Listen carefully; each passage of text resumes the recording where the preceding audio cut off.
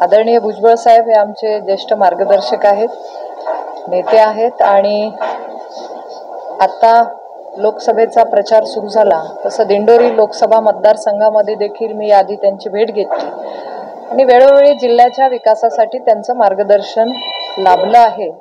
या जिल्ह्याच्या विकासामध्ये काय काय बजेट असेल, काय कामं झाली पाहिजे, केंद्र सरकार राज्य सरकार यांच्या माध्यमातून नेहमीच त्यांनी एक चांगली दिशा आणि मार्गदर्शन केलेलं आहे। आज सुद्धा मान्य साहेबांची भेट घेतली आणि 2 तारखेला आम्ही महायुतीचे उमेदवार म्हणून दिंडोरी लोकसभा मतदारसंघाचा फॉर्म भरायचं निश्चित झालेलं आहे। त्यासाठी आदरणीय साहेबांचे आशीर्वाद घेण्यासाठी आलो। त्याबरोबर येवला असेल, निफाड, चांदवड, नांदगाव माझ्या सगळ्याच तालुक्यातली एक चर्चा पण झाली आणि प्रचारात गती वाढवण्याचे त्यांनी सांगितलं आणि लोकांना जाऊन भेटा, योजना पोहोचतायत त्या संदर्भात चर्चा करा।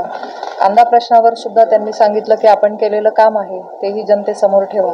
मला असं वाटतं की सगळ्या जिल्ह्याचा, महाराष्ट्राचा अभ्यास, अनुभव असलेले आदरणीय भुजबळ साहेब यांनी नेहमीच आम्हाला चांगलं मार्गदर्शन केलं आहे आणि त्यासाठीच हे सगळे आमचे सर्व भारतीय जनता पार्टीचे आमचे सर्व नेते, आमचे पदाधिकारी यांनी आम्ही सगळ्यांनी आज भेट घेतली।